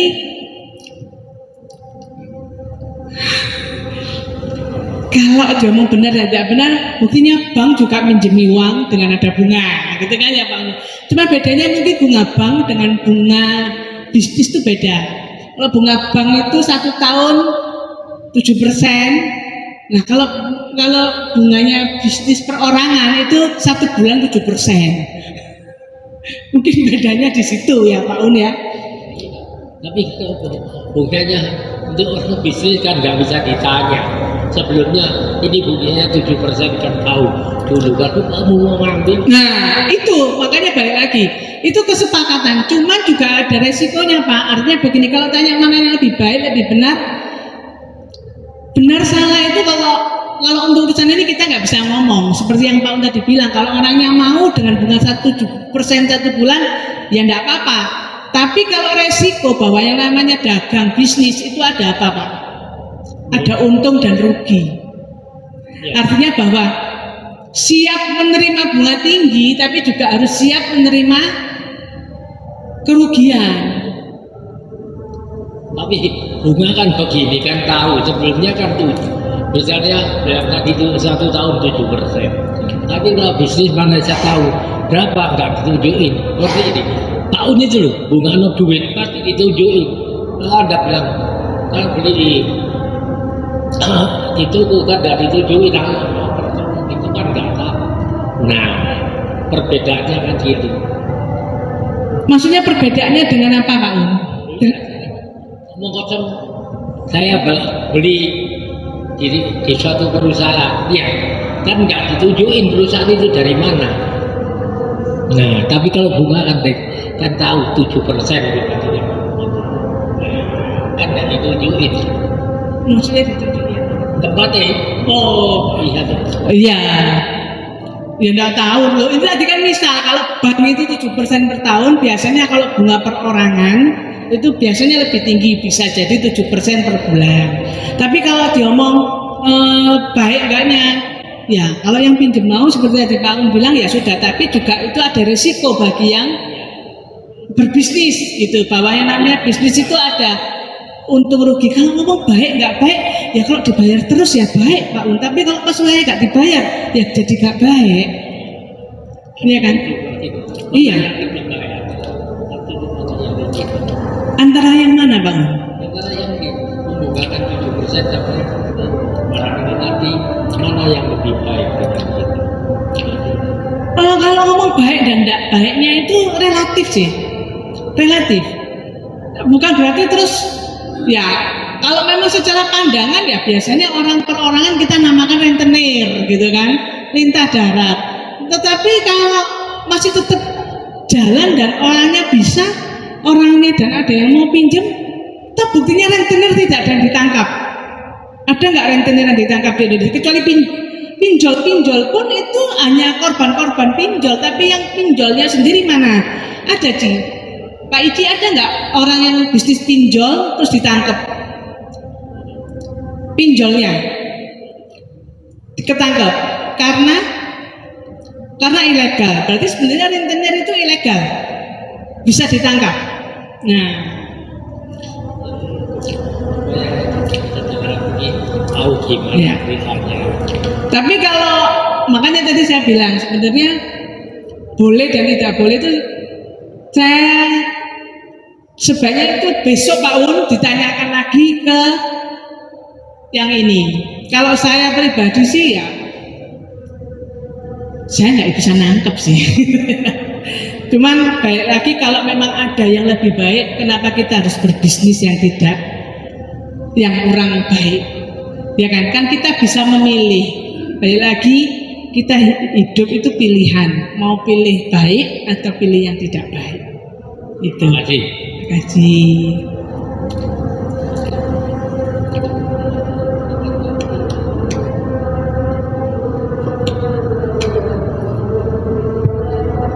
Izin ya. Iya. Tadi kan kita bahas masalah norma etika ya. Kalau kita bicara etika itu kan sesuatu yang bergerak. Maksud saya gini. Pada saat saya kecil, kalau kita berbicara depan umum itu dianggap tidak beretika. Tidak beretika, kurang beretika.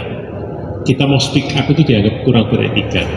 Tapi sekarang justru kita harus berani speak up untuk kita berbicara. Ya, jadi perbedaan generasi itu akan menimbulkan ya benar-benar gap yang berbeda. Terus di sana ada perbedaan shock culture. Contoh nih ya, kita kan selalu bilang kita nih orang timur, bener ya? Timur yang mana? Pertanyaannya karena gini, once anak kita kuliah di luar, yang kita anggap negaranya jadi negara Buddhism, ternyata di sana perkawinan sejenis itu adalah legal, ya kan? Jadi artinya di sana normanya tidak salah, tapi begitu dibawa ke Indonesia jadi salah. Dan kita mesti terjebak sama yang namanya hal-hal yang bersifat kulitnya luarnya aja, padahal esensinya itu kita lupa basicnya kan Pancasila, tapi kita suka terjebak masalah yang kulit-kulitnya. Contoh nih ya, di kewihara harus berpakaian sopan. Batasan sopan itu sangat relatif ya, jadi kalau memang punyanya baju yang dia punya itu ya bagi dia ini sopan, tapi apakah hal seperti itu menghalangi orang ke wihara? Ya itu salah satu yang jadi ganjilan juga sih ya, mohon pencerahannya. Thank you. Ya, jadi gini Pak, kita kalau ngomong sila Pancasila Buddhis jelas tertulis gitu ya. Sekarang kita ngomongkan adalah norma, aturan. Nah, aturan itu biasanya ada yang bersifat tertulis dan tidak tertulis. Nah, kalau aturan di wihara gitu ya, tertulis. Kalau memang bertulis sopan, ya memang yang namanya sopan itu masing-masing orang relatif. Tetapi kalau sudah ditulis kewihara harus menggunakan celana panjang, tidak boleh celana pendek, nah, itu sudah jelas aturan bahwa ini harus menggunakan celana panjang, bahwa yang menggunakan celana pendek adalah tidak sopan, gitu kan. Tapi kalau aturan tertulis menggunakan baju yang sopan memang relatif. Kenapa? Contoh nih, masih ada yang sering kita lihat bahwa beberapa orang datang ke wihara masih menggunakan yang namanya baju tanpa lengan. Beberapa orang mengatakan itu tidak sopan, tapi beberapa orang mengatakan itu sopan, selama tidak perawaannya tidak terlalu rendah misalnya. Nah itu apakah menjadi persoalan di dalam wihara? Nah itu tergantung dari tuan rumah. Maka seperti tadi yang Pak Iti bilang, sedangkan di satu negara tempat ini gitu ya, yang mengatakan bahwa dia negara yang beragama, tapi kenapa pernikahan itu dilegalkan? Karena itu aturan negara dan kita nggak bisa ikut campur.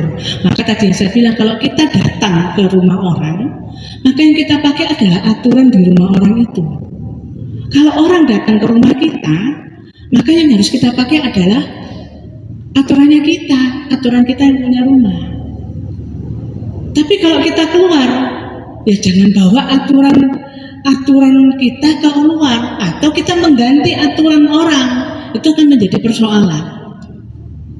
Nah, berperilaku itu yang benar, itu ya harus bisa tahu tempat di mana kita berada dan tepat menggunakan atau melakukan hal yang harus kita lakukan bagaimana.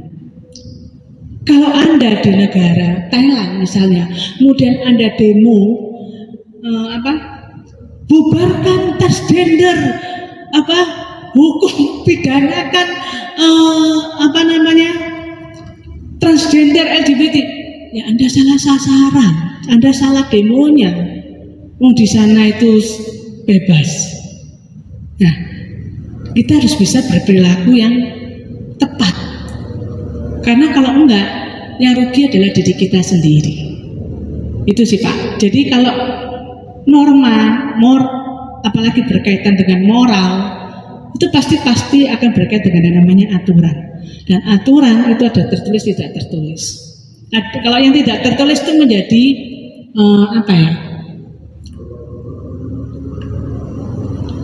Ya, norma atau apa ya?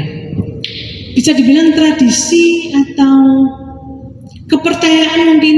Ya, seperti contoh lah yang tadi saya bilang di awal. Anak perempuan tidak boleh maghrib tidak boleh duduk di depan pintu karena nanti nggak dapat jodoh. Itu adalah satu bentuk apa? Kalau di Jawa apa, Dev? Namanya itu apa? Mitos, kepercayaan yang ya kalau yang mau percaya silakan gitu. Kalau nggak mau percaya, tapi kalau desa itu memegang kental tradisi itu, Anda pasti akan dimaki-maki kalau Anda tetap melanggar duduk di depan pintu. Itu sih, Pak Iki. Setuju ya Pak? Belum.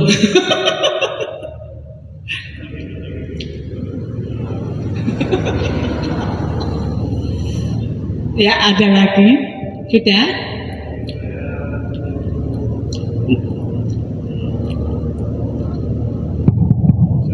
Enggak, saya mau ikut urun rembuk terhadap pertanyaannya Koun ya.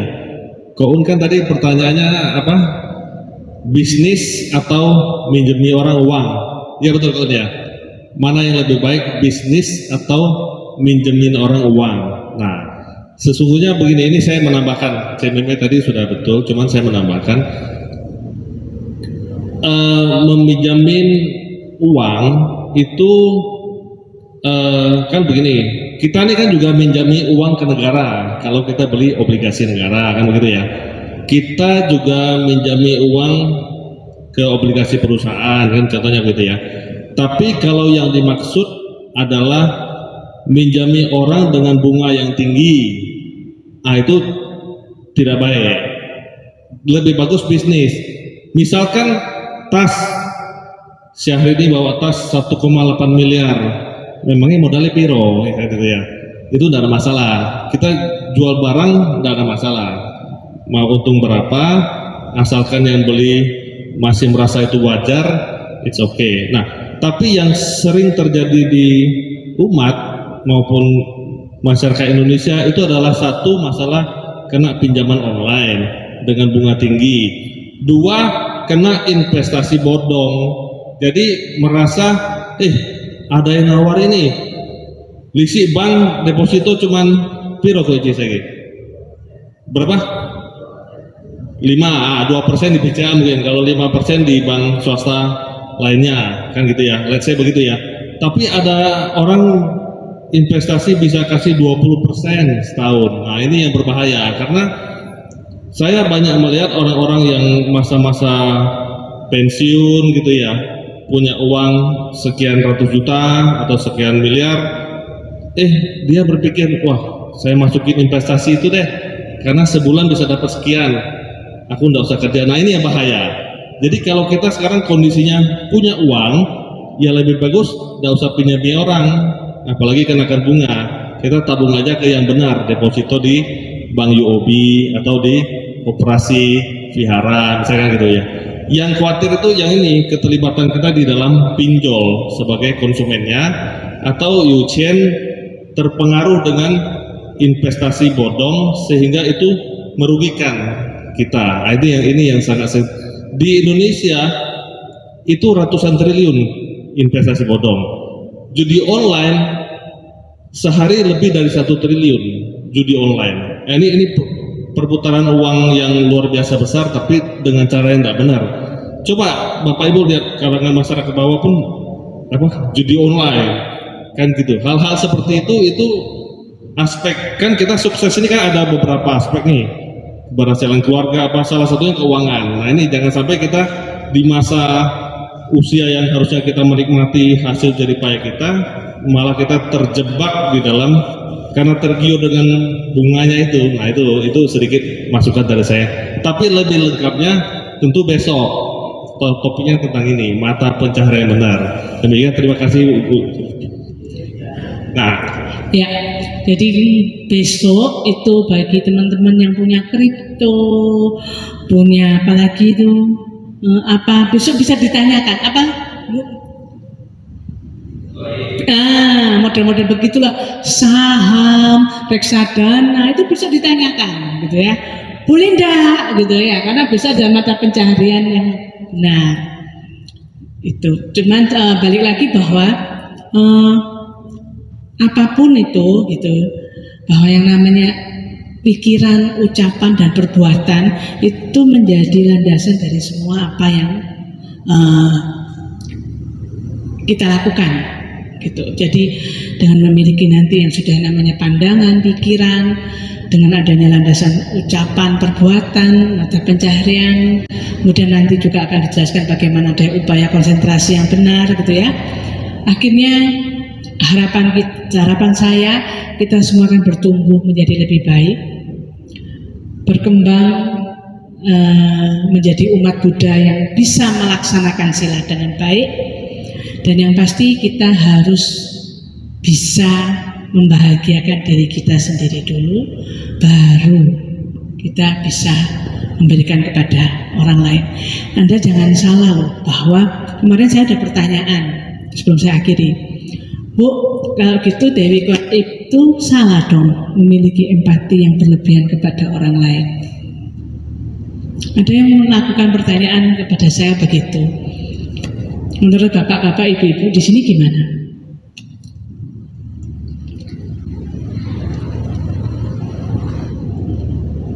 Kan Avalokitesvara ya, yang sering kita kenal dengan nama Dewi Kwan Im, itu kan mengorbankan ya kan untuk kebahagiaan makhluk hidup gitu ya. Nah berarti kan dia memiliki empati yang berlebihan, sampai dia mengorbankan dirinya. Iya enggak?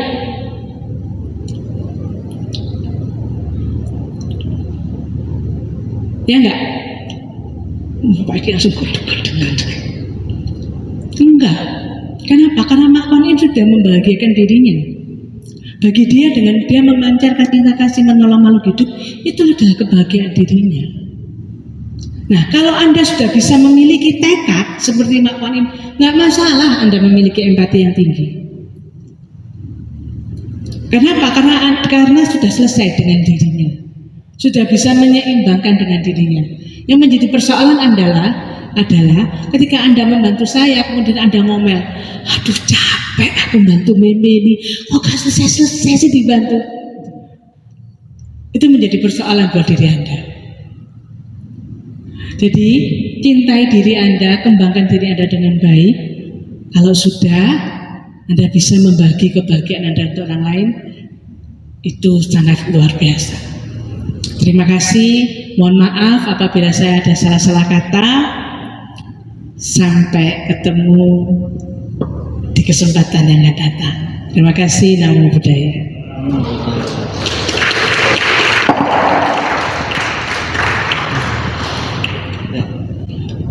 Izinkan saya untuk menyampaikan kesimpulan dari materi yang disampaikan oleh Meme. Ya. Perbuatan benar dapat diartikan tindakan benar, di mana diharapkan umat Buddha untuk tidak melakukan perbuatan yang dapat mencelakai diri sendiri maupun orang lain. Di mana dalam menolong orang lain perlu kita pikirkan terlebih dahulu untuk menolong diri kita sendiri. Selain itu dalam Pancasila Buddhis itu kita dilatih untuk menahan diri dari perbuatan membunuh, perbuatan mencuri, menahan diri dari perbuatan asusila, dan menahan diri dari berucap yang tidak benar. Di mana perbuatan benar juga mencakup mengembangkan kelakuan bermoral, mulia, dan damai. Nah, selain itu dalam perbuatan benar kita perlu mengembangkan kebaikan yang belum muncul. Jadi kita harus mengembangkan apa yang belum muncul, kebaikan yang belum muncul, mempertahankan hal-hal baik yang telah kita lakukan, dan melemahkan perbuatan buruk yang mungkin sudah ada. Selain itu mencegah perbuatan buruk yang akan muncul di kemudian hari. Sekian dari kesimpulan saya. Selanjutnya akan saya kembalikan kepada MC.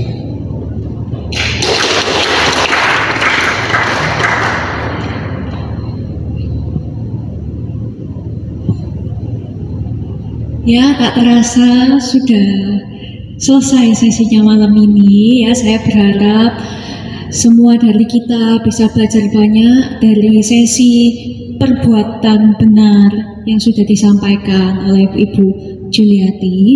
Nah, jadi untuk selanjutnya akan ada pembagian